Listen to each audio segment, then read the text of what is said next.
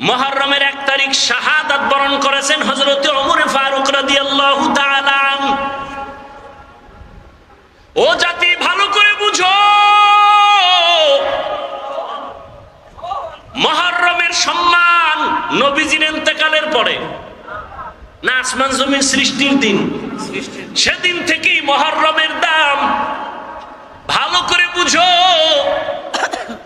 জমিনের মধ্যে শাহাদাত বরণ করেছেন হুসাইন রাদিয়াল্লাহু তাআলা আনহুর বড় ভাই, নাম কি? আরে কথা কন না কেন? হাসান রাদিয়াল্লাহু শাহাদাত বরণ করেছেন। হুসাইন এবং হাসান দুই ভাইয়ের পিতার নাম কি? হযরত আলী শাহাদাত বরণ করেছেন। তার আগে শাহাদাত বরণ করেছেন ওসমান জিন্নুরাইন। তার আগে শাহাদাত বরণ করেছেন হযরত ওমর। এই মাসটা চলতেছে আরবি নববর্ষের মাস মুহররম। কি মাস? এ জাতি জানেও না। এ জাতি জানে কি? পহেলা বৈশাখ, যেদিন 30 টাকার এক পিস ইলিশ বেচা হবে 1000 টাকা। যারা বেচে এরাও জালেম, যারা কিনে খায় এরাও জালেম। কি বুঝলেন? ইলিশ খাওয়া জালেম। পান্তা ইলিশ খাওয়া অনেক বরকত, আমিও খাই, কিন্তু ওই দিনই খেতে হবে 30 টাকার ইলিশ 1000। এটা জুলুম, এটা গুনাহ। আর একদিন তারা উৎসব করবে, আবার আসতে একটা গেছি আর একটা আসতেছি কি 31st নাইট, এর পরের দিন আবার নববর্ষ ইংরেজি। মুসলমানের নববর্ষ আরবি মুহররম, এ নিয়ে কথা নাই। হ্যাঁ, ওই কারবালার ঘটনা নিয়ে কিছু আলোচনা আছে, আর খবর নেই। ব্যাস, আমাকে বলেন, আমি এ বিষয়ে অনেক কথা বলতে চাইছিলাম, ভুলে গেছি। যাই অল্প 2 মিনিট একটা কথা বলি।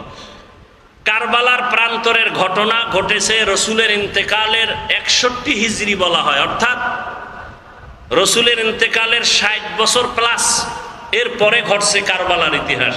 কিন্তু মুহররমের সম্মান আসমান জমিন সৃষ্টির দিন থেকেই শুরু।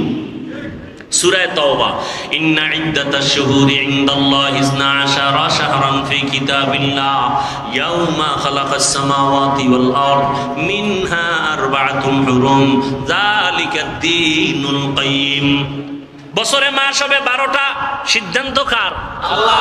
12 মাসের মধ্যে 4 মাস হবে বড় দামি, বড় সম্মানের মাস। আল্লাহ বলেন, আসমান জমিন যেদিন সৃষ্টি করেছি সিদ্ধান্ত সেদিন নিয়েছি, বছরে মাস হবে 12টা, আর এই 12 মাসের মধ্যেই 4 মাস হবে বড় দামি মাস। এক হলো রজব মাস, আর 3টা মাস হলো লাগানো। হজের মাস মাঝখানে, আগের মাস পরের মাস। হজের মাস আগের মাস পরের মাস, যুলকাদা, যুলহিজ্জা, মুহররম আর রজব।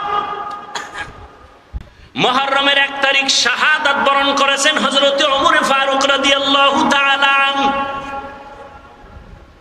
ও জাতি ভালো করে বুঝো, মুহররমের সম্মান নবীজির ইন্তেকালের পরে না আসমান জমিন সৃষ্টির দিন, সেদিন থেকেই মুহররমের দাম। ভালো করে বুঝো, জমিনের মধ্যে শাহাদাত বরণ করেছেন হুসাইন রাদিয়াল্লাহু তাআলা আনহুর বড় ভাই, নাম কি? আরে কথা কন না কেন?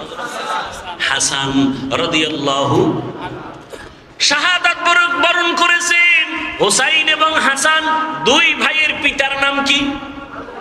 হযরত আলী শাহাদাত বরণ করেছেন। তার আগে শাহাদাত বরণ করেছেন ওসমান জিন্নুরাইন। তার আগে শাহাদাত বরণ করেছেন হযরত ওমর। বুঝেননি? বুঝাইতেছি, কাউকে আক্রমণের জন্য না। হুসাইন রাদিয়াল্লাহু তাআলা আনহুর শাহাদাত পালন হয়, হাসান রাদিয়াল্লাহু আনহুরটা হয় না কেন? জবাব চাই। হযরত আলীর শাহাদাত বার্ষিকী পালন হয় না কেন? জবাব চাই। ওসমান রাদিয়াল্লাহু তাআলা আনহুর শাহাদাত বার্ষিকী পালন হয় না কেন? জবাব চাই। ওমর ফারুকের শাহাদাত বার্ষিকী পালন হয় না কেন? জবাব চাই। আপনি বাদ দিবেন আবু বকর আর নবীকে? না, রাসূলের ইন্তেকাল শাহাদাতের ইন্তেকাল, আবু বকরের ইন্তেকাল ও শাহাদাতের মর্যাদার ইন্তেকাল। কারণ আল্লাহর জান্নাতে বিনা হিসাবে ঢোকার জন্য যত পথ আছে, এর মধ্যে শ্রেষ্ঠ পথ হলো শাহাদাত তাদের ইন্তেকাল। বেঈমানের হাতে আঘাত পাইয়া শাহাদাত বরণ করেছেন ওমর, ওসমান, আলী, হাসান, হুসাইন। কিন্তু কোন বেঈমানের হাতে আঘাত প্রাপ্ত হইয়া আমার রসুলের শাহাদাত হয় নাই, আবু বকরের শাহাদাত হয় নাই। কিন্তু আল্লাহ তাদেরকেও শাহাদাতের মর্যাদা দান করেছেন। কারণ এত বড় মর্যাদা ওমর পাবে, ওসমান পাবে, আলী পাবে, আবু বকর পাবে না, নবী পাবে না। এটা হতে আল্লাহ তাদেরকেও দিছেন। তাহলে যদি বলতেই চাই পর্যালোচনার ক্ষেত্রে, আবু বকরের শাহাদাত বার্ষিকী পালন হবে কোন বছর? রসুলের শাহাদাত বার্ষিকী পালন হবে কবে? জাকারিয়া আলাইহিস সালামের শাহাদাত বার্ষিকী পালন হবে কবে? ঈসা নবীর শাহাদাত বার্ষিকী পালন হবে কবে? এক নাম্বার 3, হুসাইন কারবালায় গেলেন কেন? কারবালার প্রান্তরে হুসাইন রাদিয়াল্লাহু তাআলা আনহু গেলেন কেন? আম্মা জান আয়েশা রাদিয়াল্লাহু আনহা বলেছিলেন, হাসান হুসাইন কারবালায় যাইও না। কিন্তু হুসাইন গেলেন কেন? হুসাইন বলে, আমি যাওয়ার কারণ কি? আমি চাই এ দুনিয়ার মানুষ একমাত্র আল্লাহর গোলামি করবে, ইয়াজিদের গোলামি করতে দেয়া যাবে না। মানুষ গোলামি করবে কার? আল্লাহ। কুফার মানুষগুলো এজিদের গোলাম হতে চলছে, মানুষকে আল্লাহর গোলামি বানাইতে হবে, মানুষের গোলাম হতে পারবে না। এই শৃঙ্খলা ঠিক রাখার জন্য চলে গেলেন কুফা নগরীতে। যুদ্ধ যখন চলে তখনও তার সন্তান একটা শাহাদাত বরণ করেছেন। ঠিক সেই সময়ে ইতিহাস বলে হোসাইন নামাজে রক্ত হয়েছে, নামাজ পড়েছেন, কাজা করেননি। এবার আপনাদের ফাইনাল প্রশ্ন, বরফির আব্দুল কাদের জিলানী, খাজা মাইনুদ্দিন চিশতি, আজমিরি, কুতুবউদ্দিন বখতিয়ার কাকি, শাহজালাল, শাহপরান, শাহ মখদুম, খানজাহান আলী, দিল্লিতে আসে নিজামুদ্দিন আউলিয়া, এতগুলো যাদের নাম শুনাইলাম, মুজাদ্দেদ আলফে সানি, আমাকে আপনারা বলেন এরা কি দাড়ি বিহীন ছিলেন? এরা নামাজ ছাড়া ছিলেন? তাহলে আপনারা যদি ভক্তই দাবি করেন, আপনাদের দাড়ি নেই কেন? নামাজ নাই কেন? হোসাইন রাদিয়াল্লাহু আনহু কারবালার প্রান্তরে নামাজ কাজা করেন নাই, আপনাদের নামাজ নাই কেন? অতএব আমি বলবো হোসাইনের ভক্ত তারা, দাড়িওয়ালা নামাজি যারা, যারা নামাজ নাই, দাড়ি নাই, পর্দা নাই, আল্লাহর কসম এরা কোনোদিন আহলে বাইতের ভক্ত দাবি করার অধিকার নাই।